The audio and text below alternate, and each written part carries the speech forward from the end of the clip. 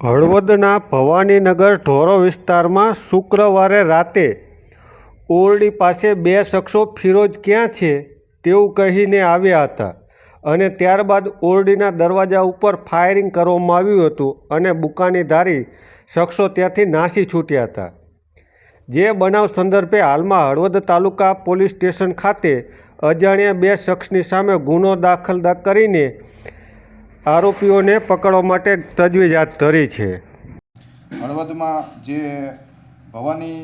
ઢોરા વિસ્તાર છે એમાં એક ફરિયાદી છે માજીદભાઈ યુનુસભાઈ સંધી, જેઓએ 9/1/26 રાત્રિના 10:30ની આજુબાજુ પોતાના ઘરે અને સાહેદ ફિરોજભાઈને મારી નાખવા માટે કોઈ બે અજાણ્યા ઈસમો પલ્સર જેવા મોટરસાઇકલમાં આવેલા અને એને પૂછેલું કે ઘરે કે ફિરોજ ક્યાં છે, એટલે બીજા સાક્ષીઓને બીજા જે છે નજરે જોનારી કે ફિરોજ અહીંયા છે નહીં કરી અને એવું કહી અને અજાણ્યા ઈસમો મોઢે બુકાનો બાંધેલા હતા એને ફાયરિંગ ત્યાં બહાર દરવાજા ઉપર કરી અને ત્યાંથી નીકળી ગયેલ। આ બાબતે આ ગુનો દાખલ કરી હળવદના ઇન્ચાર્જ પીઆઈ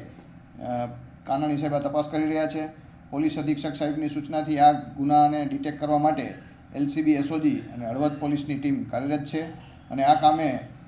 પુરાવા મેળવવા માટે સીસીટીવી ફૂટેજ તથા અન્ય જૂના આ જે કામેના ફરિયાદી છે એ લોકોને અગાઉ એક ધાંગધ્રના ઈસમ સાથે પણ માથાકૂટ થયેલાનું અને એની ફરિયાદ આપેલી, જેના રાગ દ્વેષમાં બનાવ બનેલ છે કેમ એ બાબતે